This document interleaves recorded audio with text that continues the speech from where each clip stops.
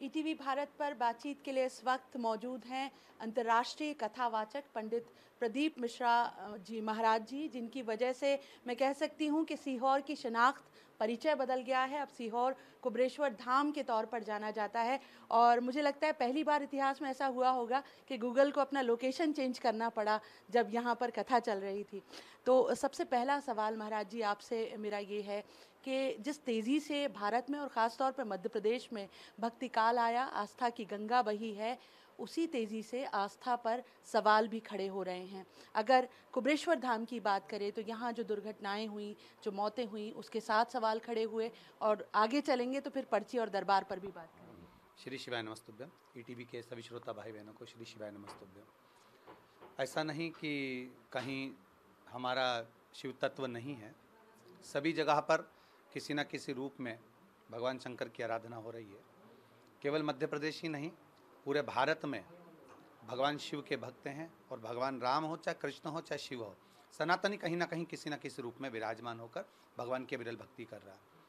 जैसे अभी आपने कहा कि मध्य प्रदेश में पूजन पाठ या अन्य चीज़ों पर विशेषता, ऐसा नहीं, सभी जगह, चाहे काशी हो, उत्तराखंड हो, उत्तर प्रदेश हो, सभी जगह जहाँ सनातनी है, जहाँ सनातन धर्म है, वहाँ भगवान को मानने वाले विराजमान है। लेकिन एपी सेंटर तो मध्य प्रदेश बना हुआ है, कुबेश्वर धाम, बागेश्वर धाम। ये ऐसा नहीं है, हमारा ब्रजभूमि भी है, हमारा काशी भी है, हमारा सोमनाथ भी है। ये तो विश्वास का केंद्र है मध्य प्रदेश, तो क्योंकि हृदय में बसता है भारत के। तो यहाँ जितने भी शिवालय हैं, देवालय हैं, भगवान शंकर के स्थल हैं या माँ नर्मदा जी का घाट है, कंकर शंकर से पटा पड़ा हुआ है पूरा हर जगह पर। क्योंकि यहाँ का तो हमारे यहाँ नर्मदा पुराण, शिव पुराण वर्णन करती है, लिंग पुराण कहती है कि नर्मदा का कंकर शंकर होता है, तो हम सब नर्मदा के वासी हैं। यहाँ तो हर तत्व में शिव समाया हुआ है। लेकिन इसी दरमियान जब दुर्घटनाएं हो जाती हैं, जैसे यहाँ भगदड़ के दौरान हुआ, मौतें हुई, तो वहाँ कहीं आस्था में खराश आ जाती है? नहीं, पहले तो मैं कहूँगा कि भगदड़ नहीं हुई है। आप भी चाहें तो हॉस्पिटल में जाकर मालूम कर सकते हैं, प्रशासन से मालूम कर सकते हैं। हमारे 162 कैमरे लगे हुए हैं, आप उसमें भी देख सकते हैं। अगर सामान लेकर व्यक्ति चल रहा है, बैरिकेड पर रख रहा है, जिसमें वो चल रहा है रेलिंग में, उस पर रखता है, रेलिंग नीचे गिरती है, नपती है। लाइन इतनी दूर है कि आप और हम तो फिर भी नज़दीक बैठे हैं, दूर दूर व्यक्ति चल रहा है आराम से। हमने एक दिन पहले ही रुद्राक्ष वितरण चालू करवा दिया था, जिससे व्यवस्थित रूप से चलता रहे भीड़ को देखते हुए। पर संख्या इतनी ज़्यादा आ गई कि उसको बंद करना पड़ा कि भाई इतनी संख्या में अगर वो चलेंगे तो वो बैरिकेड टूटते जाएंगे, क्योंकि सामान सब उसी पे रखा रहा है। उसको देख कर बंद करा है। कोई भगदड़ नहीं हुई है। जिस माता को अगर घात हुई है, जिनके प्राण गए हैं, उनके हृदय को मतलब कहीं ना कहीं हार्ट अटैक का उनको शिकार हुए हैं, तो उसके कारणवश चले गए हैं। ऐसा मतलब यहाँ किसी ना किसी रूप में कोई भगदड़ का क्रम नहीं है, कोई भगदड़ का बात नहीं है। आप जो भी मरीज देखेंगे उसको कहीं ना कहीं किसी रूप में कोई बीमारी के कारण हो। मतलब आप मान रहे हैं कि प्रशासन ने जो इंतजाम किए थे वो माकूल थे, ऐसी कोई अव्यवस्था यहाँ नहीं? जी जी जी, जहाँ प्रशासन ने भी अपने रूप से जहाँ जहाँ रोडों का निर्माण करना था वहाँ करा गया है, जहाँ जहाँ व्यवस्था करना थी वो करी गई है। समिति ने भी पूर्ण व्यवस्था करी गई। वो एक रुद्राक्ष जो है, जिसकी वजह से 2 लाख का अनुमान 20 लाख तक पहुंच गया, जिसके लिए इतनी तादाद में भीड़ उमड़ रही है, ऐसा क्या है महाराज जी इस रुद्राक्ष में? रुद्राक्ष भगवान शंकर के नेत्र शुरू से प्रकट हुआ है। शिव महापुराण की विद्येश्वर संहिता में, स्कंद पुराण में, गर्ग संहिता में, पद्म पुराण में, ब्रह्मवेत्ता पुराणों में भगवान शंकर के नेत्र बिंदुओं का वर्णन किया गया। भगवान शंकर के नेत्रों पर जब माँ जगतजननी पार्वती जी हस्तकमल रखती हैं, हाथ रखती हैं, तो उनसे जो अश्रु गिरता है, उस अश्रु से रुद्राक्ष की उत्पत्ति है। एक मुखी से लेकर 14 मुखी तक रुद्राक्षों का वर्णन हमारे यहाँ शिव पुराण में है। स्कंद पुराण में 1 मुखी से 21 मुखी तक का वर्णन। और भगवान शिव स्वयं माता पार्वती से कहते हैं कि ये मेरे द्वारा प्रकट किया गया है। ये जैसे मेरा नाम महामृत्युंजय है, मैं मृत्यु को जीतने वाला हूँ, कालाधिपति हूँ मैं, उसी तरह ये रुद्राक्ष भी मेरे मृत्युंजय का ही एक स्वरूप रहेगा। लेकिन अब जो ट्रेंड है, रुद्राक्ष तो बहुत वर्षों से है, लेकिन अब जो ट्रेंड है उस रुद्राक्ष की मांग ज़्यादा है जो पंडित प्रदीप मिश्रा जी द्वारा अभिमंत्रित है। तो आपके इस रुद्राक्ष में क्या खास है? ऐसा नहीं, रुद्राक्ष का ट्रेंड तो पहले भी था। बाबा देव अधिदेव महादेव के जितने भक्त हैं, हमारे काशी अधिपति के जितने हैं, महाकाल राजा के जितने भक्त हैं, सब रुद्राक्ष को धारण करते हैं। पर पहले एक नियम बना रखा था लोगों ने कि 1 मुखी रुद्राक्ष होगा आपके गले में तो वो आपको श्रेष्ठ था। पर अभी जो रुद्राक्षों का क्रम चला है, उसमें 1 मुखी से लेकर 21 मुखी के बीच में ये नहीं देखता व्यक्ति कि ये 1 मुखी है कि किस मुखी है, बस वो ये जानता है कि ये शिव का एक स्वरूप है, शंकर के नेत्र से प्रकट हुआ है। तो रुद्राक्ष वही है।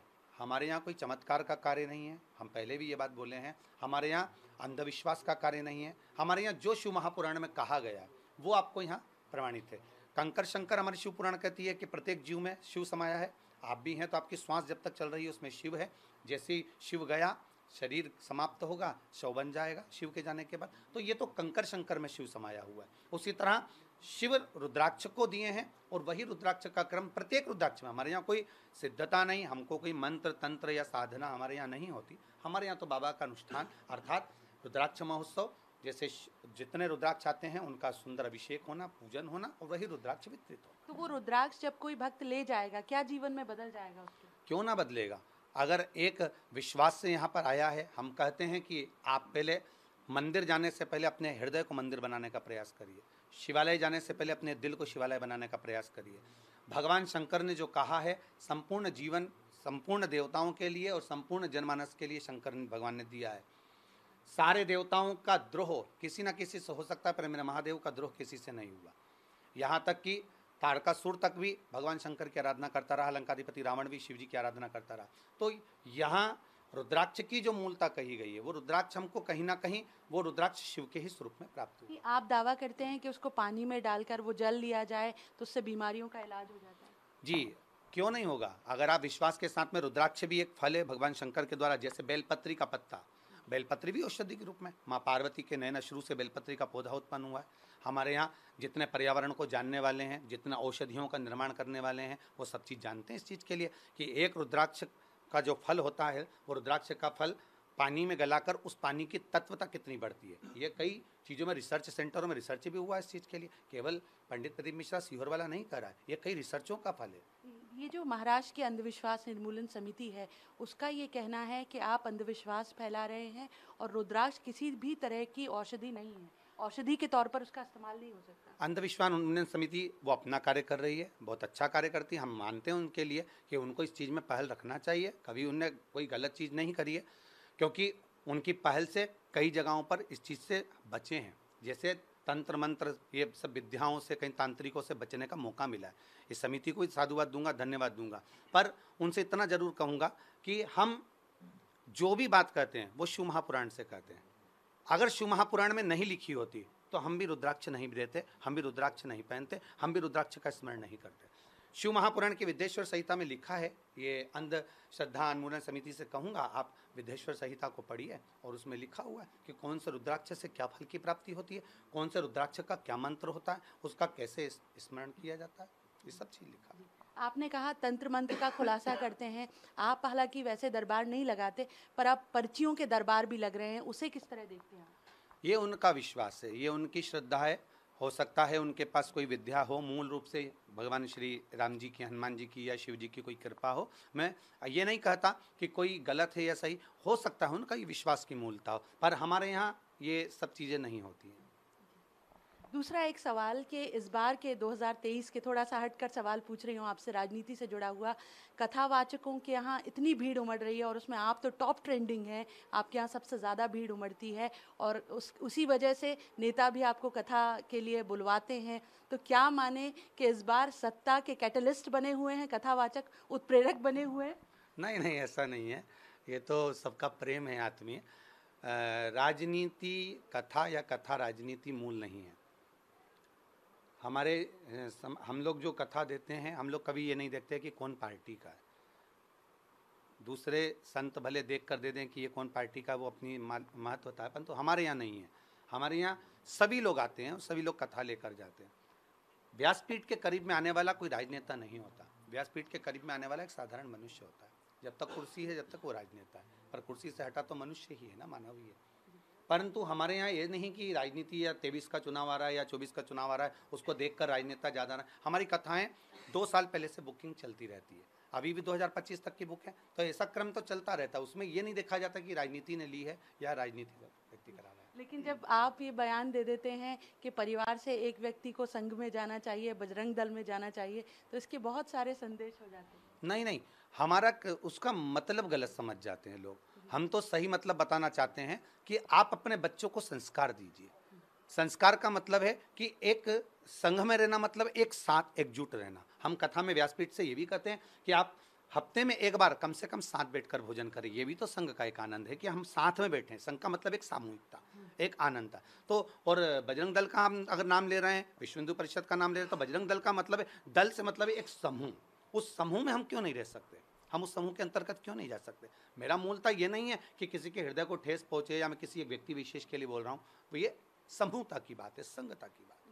गूगल पर सर्च करते हैं जब आपका नाम, तो कई जगह उसमें टोटके भी आते हैं और इस तरह की बातें भी आती हैं कि अगर आप कॉम्पिटिटिव एग्जाम के लिए जा रहे हैं तो शहद लगाकर बेलपत्री पर चढ़ाएं, और इसको लेकर फिर सवाल भी उठते हैं कि जो कर्म है, जो अध्ययन है, उस पर कहीं इस पर सवालिया निशान लगता है आपके ऐसे टोटकों से।